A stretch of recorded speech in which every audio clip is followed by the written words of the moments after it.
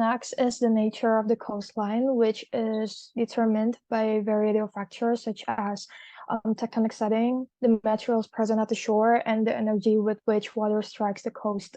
And why is it affecting? Because as we know, continental margins can be described as an active or passive in a tectonic sense, depending upon whether there is or there is not an active plate boundary at the continent edges.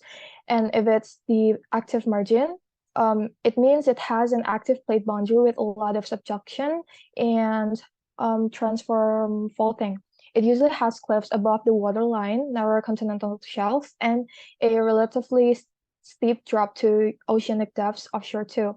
And if it's a passive margin, it usually has a wide continental shelf and extensive development of broad beaches and sandy offshore islands. However, a beach is a gently sloping surface washed over by the waves and covered by sediment. The sand or the sediment may have been produced locally by activities such as wave erosion, transported overland by the wind, and deposited by coastal currents. As you can see on the picture A, the beach face is that portion primarily washed by the waves as tides rise and fall. And the berm, however, is the flatter part of the beach landwork and the beach face. And what lies behind the berm could be dunes, as on the left picture, or on the right picture, it is the low-lying vegetated land, or even artificial structures such as seawalls. And basically, the picture A shows the schematic beach profile. It could look like a cliff rather than sand dunes. Next slide. So waves and tides are two important elements behind natural shoreline modification. The difference is that waves are the movement of water that are caused by the wind, while tides are the periodic rise and fall of the sea level caused by the gravitational pull of the moon and the sun on the earth. The motion shape of the water reflects the geometry of the water surface. The open water molecules are rising and falling in circular orbits that grow smaller with depth. So it's like the undulation of the water surface. Jadi semakin ke bawah, circular motion itu semakin kecil dan hilang.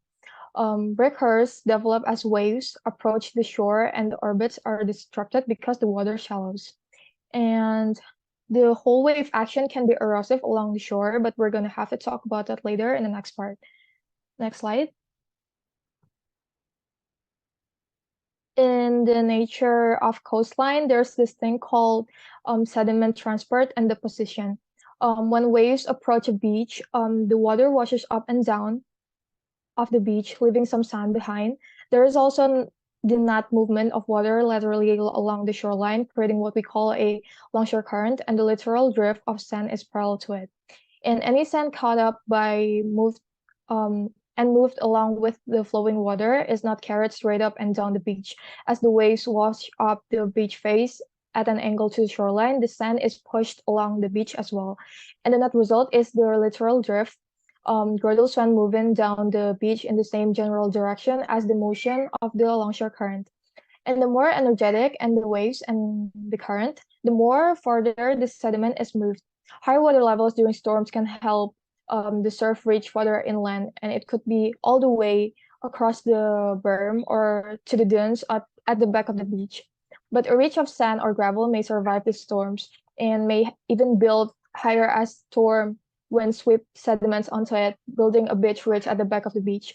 And the picture shows a beach ridge. It is a wave swept or wave deposited ridge running parallel to a shoreline. Next slide. And then we're going to have to talk about the coastal erosion, or what we call an abrasion. For starters, I would like to remind you that the coasts are dynamic, beaches especially so. So it's natural to see beaches achieve the stabilization between sediment addition and sediment removal. So what does exactly abrasion mean? So the most effective erosion of solid rock is through the wave action. It could be from the direct pounding by breakers or the grinding effect of the sand, pebbles, and cobbles propelled by the waves.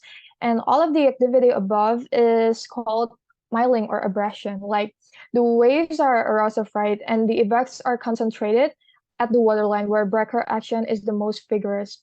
And if the water is salty, it may even cause more rapid erosion through chemical reaction and with the weathering of the rock. However, many rocks are not soluble in seawater because seawater is more like alkaline rather than acidic and close to saturated with calcium carbonate, as limestones dissolve easily in the seawater than in fresh water. And as a stream velocity decreases, it begins to drop its sediment load. Likewise, longshore currents slowed by a barrier tend to drop their load of sand upcurrent from it. So the pictures show the sea arc formed by wave action or erosion on the left side, and this is along the California coast. What I want to say is that erosion is the most intense at the waterline. It undercuts the rock above, but if it continues over and over again, it causes the collapse of the arc, leaving it like the monument-like state, like the picture on the right. Next slide.